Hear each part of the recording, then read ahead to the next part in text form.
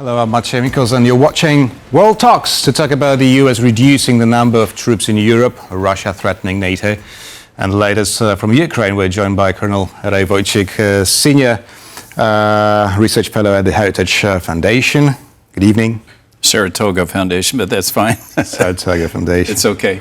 Well, before we start our discussion, let's listen to Polish Deputy Defense Minister Cezary Tomczyk. Got it.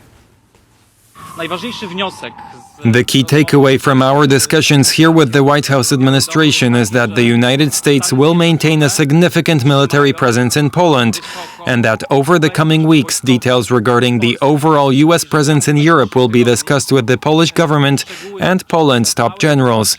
This line of communication has, of course, already been established. Polish generals have received a clear signal from the U.S. military in Europe that this consultation process will take place over the coming days. You know what our goal is. From our perspective, the U.S. presence in Poland, the Polish-American alliance, is absolutely critical from the point of view of Polish security.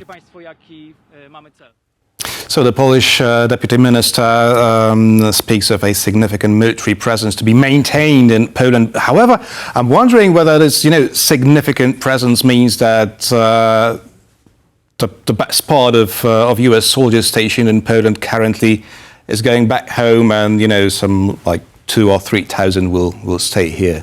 Mm-hmm. I think first we should consider this.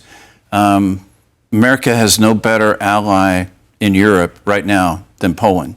And Poland is doing everything right, from defense spending to hosting U.S. forces to building its defense industry to spending the most in NATO on defense, frankly. So Poland's security is important to the United States, and it's important for all of Europe.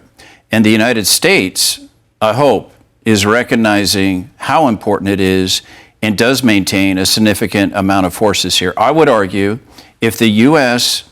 is talking about moving some forces either back to the United States or just even reducing them completely, like some of these rotational deployments we're talking about, that the United States consider that it's time to put permanent forces in Poland. And when I say permanent, we do have a few permanent U.S. elements here now. We have the ballistic missile defense base in the north, and we have 2 headquarters units in Poznań. But we don't have significant brigade-sized formations that are on a permanent basis. And those organizations are the ones in discussions right now to reduce. So and it's cheaper, and it's better for American troops and American training for us to be positioned permanently. And then the final point I'll make is we need an IDF, an Israeli Defense Force, or South Korean military capability in Europe. And Poland is poised to be that. The United States should recognize that. And if we help Poland build that capability, Poland's doing all the right things to get there, but we can't get Poland there unless we're here helping Poland get there. We can't do it far away. So that's the key reason I would argue we need to be here permanently, working with the Poles, raising their joint all-domain capabilities. That's what we call this sort of new generation warfare. And the United States would have another significant ally in the region and in Europe. And I think it would change the dynamic for the whole eastern flank if we work on that. And we make that a targeted goal, not just deterrence, not just because we love Poland, we do, but because of that.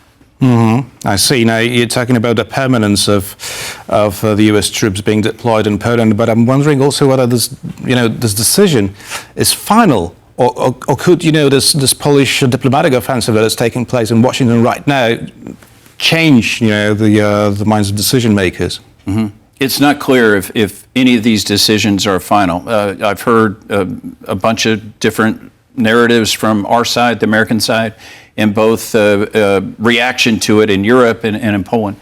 But I would say that one thing the Poles should be focused on here is, again, I'm not trying to compare everybody to Israel, but one of the things the Israelis do, and the South Koreans, they have a massive lobbying capability in Washington, D.C. that gives them a coherent, sort of consistent engagement with the United States. Poland doesn't do that, at least at that level. And that's one of the reasons you get these big situations where all of a sudden, hey, we didn't know, or they didn't consult with us. That doesn't happen very much with these other allies that have a consistent sort of organized lobbying effort. Right now with Poland, the diplomatic front is a challenge too, because as you know very well, the cohabitation government makes it difficult for the Poles to reach out sort of in a unified front. They're doing much better, I think, right now on this issue. They're reacting, but I think there needs to be a longer horizon relationship with Poland and America, and that would include a strong lobbying capability in D.C. I see. So we need to lobby as well, because, I think that there was this common impression in Poland that the more weaponry we buy from the US, the more permanent the presence of US troops will be. So that's not the case. Well, I mean, the Israelis do the same thing, right? They're buying, billions and billions and billions. But in addition to that, simultaneously, they keep a consistent pattern of engagement with U.S. Congress, with the White House, with political action groups, with think tanks. That's all going on in Washington all the time with those guys. And they're much smaller, 10% or much smaller population compared to Poland. Poland has a lot more capability to do this in a broader approach. Poland has a lot of legacy systems when we think about lobbying. The Polish-American Congress, this is Polish diaspora, but that group did a lot in the 90s to help Poland get to NATO, but many of those guys are older. It's not as active as it used to be.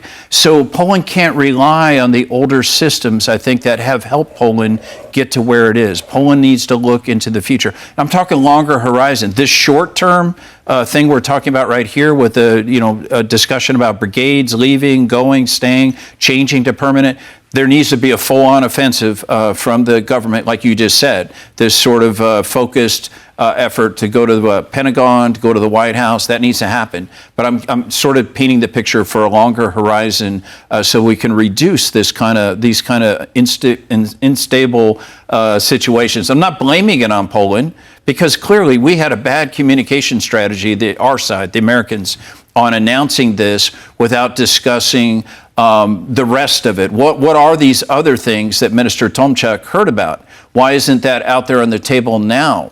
So that's part of it too on our side, on the American side. I think we had a bad way to roll this out, and not consulting with Poland beforehand reminds me of what happened with ballistic missile defense in 2009. In 2009, we flew into Poland, the Americans, and we said, hey, we're changing the whole ballistic missile defense program. It's canceled in Poland. And it was like pulling the rug out. Now that got better because we restarted ballistic missile defense. It's a better program.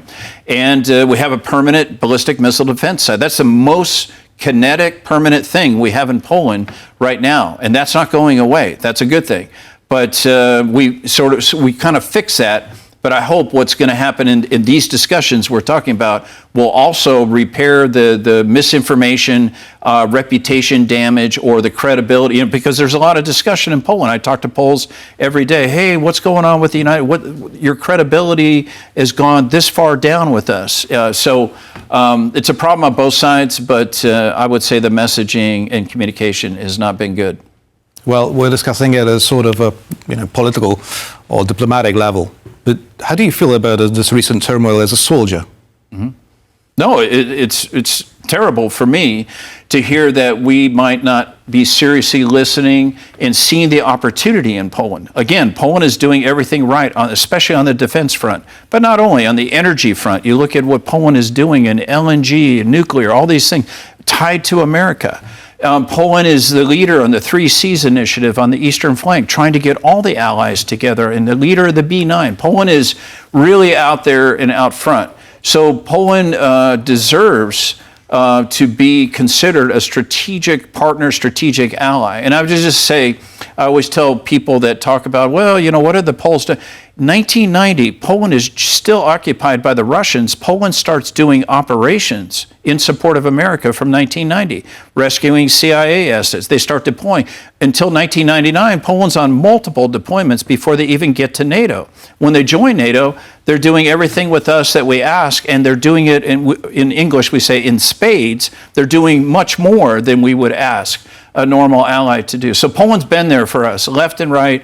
And Poland is here right now hosting thousands of American forces, bending over backwards. In fact, it's not easy because we're not always consistent with what we're doing on, in Poland. Now, last thing I would just add to this whole discussion about these brigades.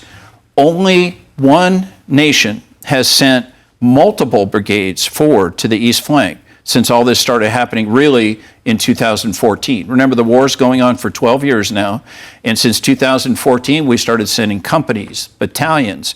By 2017, we have our first full rotational brigade, and then we built a second brigade in storage at Powice Air Force. So we have a full brigade set of equipment for armor, tanks, waiting for an American force just to fly in and start using it. Then we added additional brigades after the full-scale war. Nobody in Western Europe has done anything like that.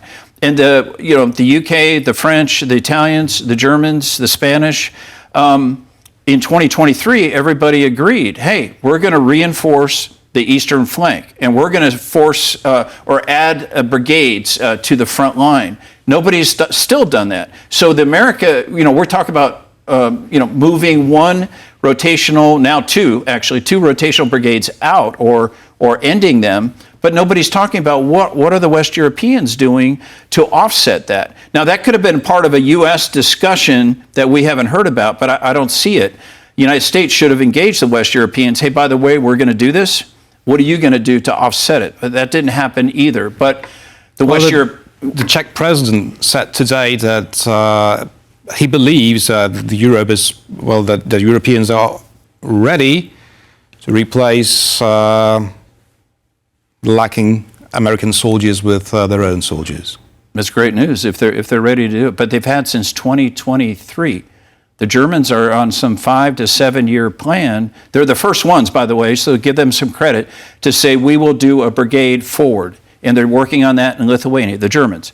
But it's on a 5 or 7 year, time horizon.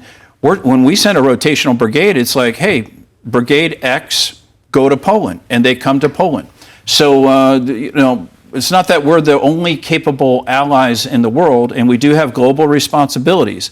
So I'm not saying everything that's happened recently is great on the American side, especially with messaging, but I'm asking where are the Western European, especially the major allies, to support the east flank of NATO?